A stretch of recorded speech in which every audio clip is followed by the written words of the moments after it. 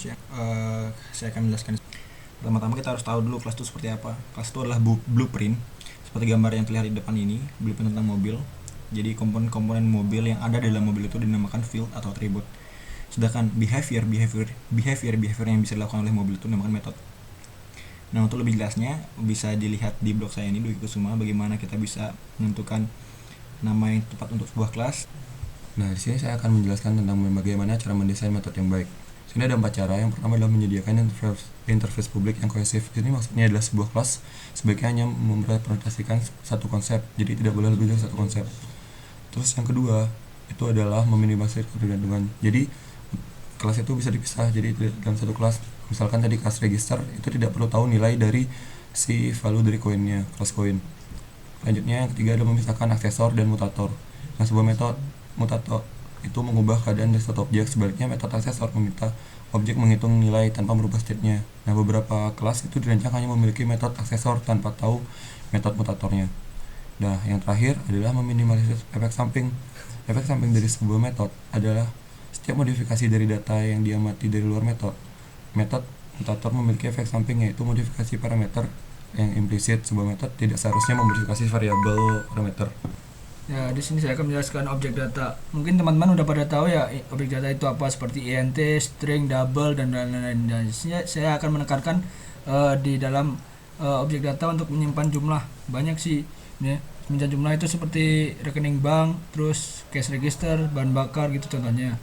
Terus saya akan menekankan pada materi untuk ini release. Release ini untuk fungsinya ini untuk menyimpan data, terus dengan datanya itu beda-beda jumlahnya, seperti kayak kita membeli barang di toko kan kita bisa beli barang apa aja berbeda-beda. Nah, pengimplementasi di Java-nya bisa kita membuat dengan arrays seperti yang ada di blog saya ini, IKSANAR. Ya, terima kasih.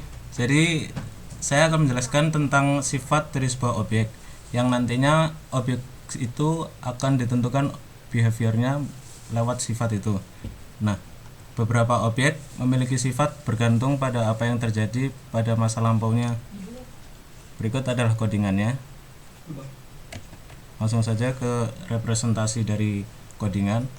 Berikut saya sudah gambarkan representasinya.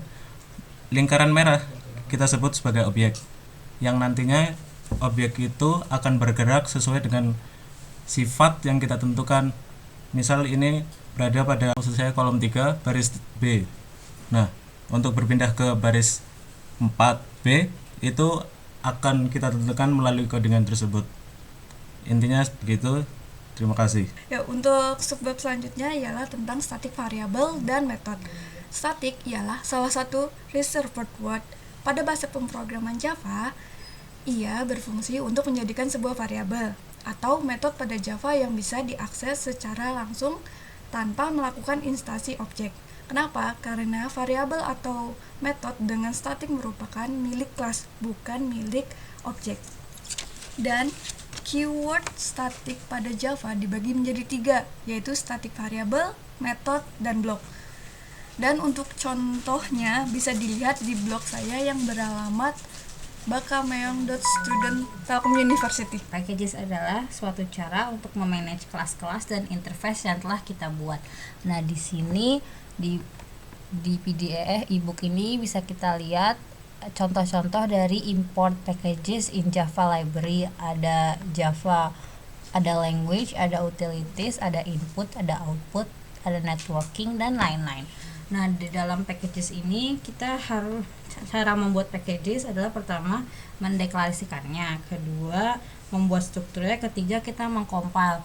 Nah, untuk info lebih lanjutnya bisa lihat di blog saya di nabilashoaib.student.telkomversity.ac.id. Dadah. Ya, unit test frameworks pada Java. Unit test framework adalah suatu kerangka kerja yang dimana memudahkan programmer untuk mengetes codingannya dari bug atau error. Maksudnya gimana? Jadi kita tuh tahu dalam Java ada suatu metode yang akan mengeksekusi program kita dalam suatu kelas. Ya. Apa jadinya ketika kita sudah membuat banyak kelas dan kita satu persatu melakukan testing hanya dengan menggunakan main method? Tentu nggak efisien. Untuk itu muncul unit test framework dalam Java. Itu yang terkenal itu adalah JUnit. Di sini ketika kita ingin mengetes program kita ada dapat indikator. Indikator merah berarti masih terdapat bug atau error dalam program kita. Sedangkan bila warna hijau itu sudah terbebas dari error. Terima kasih.